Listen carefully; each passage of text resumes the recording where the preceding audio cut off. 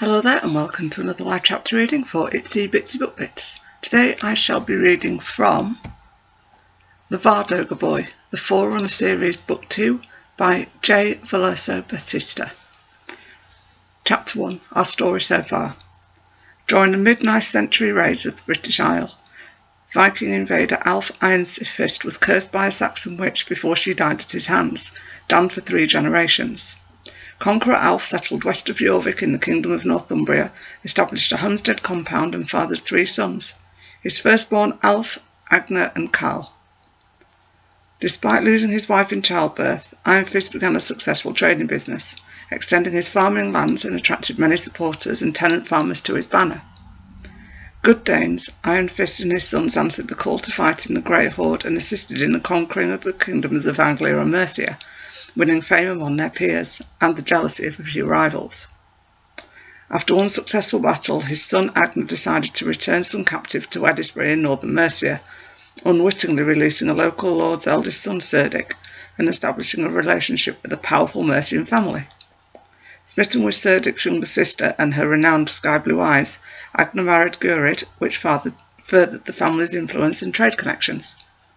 On the Jorvik highway travelling home, Ironfist and his eldest son were robbed and murdered. Members of the Agneson Clan were suspected of crime and hot-headed Karl fought a drunken brawl with the eldest Agneson and slayed him before witnesses. Despite paying the weirgild price for a man's death, under rumours of retaliation, Karl gathered together a number of Ironfist's retainers and sailed north to fight as mercenaries in a foreign land. Agner grew his father's business, extended their holdings, and with Gurid raised a family of 7 children. Willa, the eldest daughter, Anger the younger, whom he nicknamed Cub, Kara, Sorvin the second son, Thorfinn the third son, Hilda, and a baby girl named Nita. Thorfinn and the Witch's Curse, Book 1 of the Forerunner series, begins with a centuries-old ghost named Raga watching over the 3rd son from the thatch in the longhouse roof. He is a disembodied mage searching for the one foretold to release him from his miserable existence, and he uses a raven as his mare in the lands of Midgard. Gurid's cousin, a matronly widow named Yaru, retells the family legend of Ironfist and his defeat of the Saxon witch, and Karl meets a soothsayer on the far-flung isles. Agner has arranged to apprentice his 2nd son to a blacksmith, and takes his 3rd son to Jorvik to discuss his apprenticeship with a Nordic woodcarver. A new labourer tells Agner's boys he knows the spot where the witch in Ironfist's story lived, and the 4 boys sneak out to look for treasure. But the ruined shambles are a disappointment, and they only find is a rusty iron bowl, giving Sorvin a cut on the finger for his trouble. Quickly Sorvin grows ill, much too sick to be explained by a natural cause. To her horror, Yara discovers a nightmare rides him at night, and his 2 brothers follow the hideous black creature back to the dilapidated ruins, where Sorvin's blood, spit into the sorceress's cauldron, seems to be drawing the ghostly witch back into the physical world.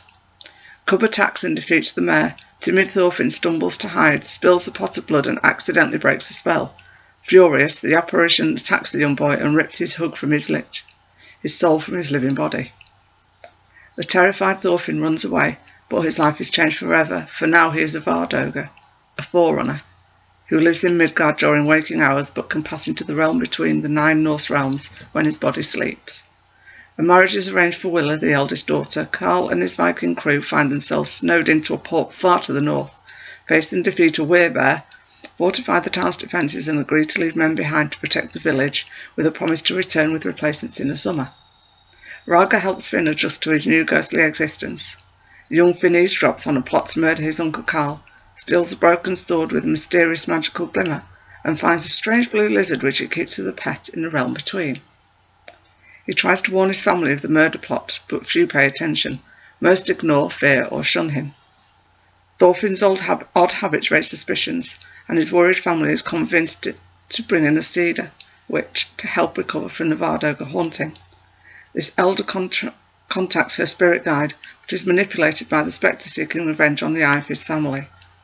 Uncle Karl returns with his crew, and a grand wedding is held with poetry and songs, insult contests, and plenty of strong bridal ale.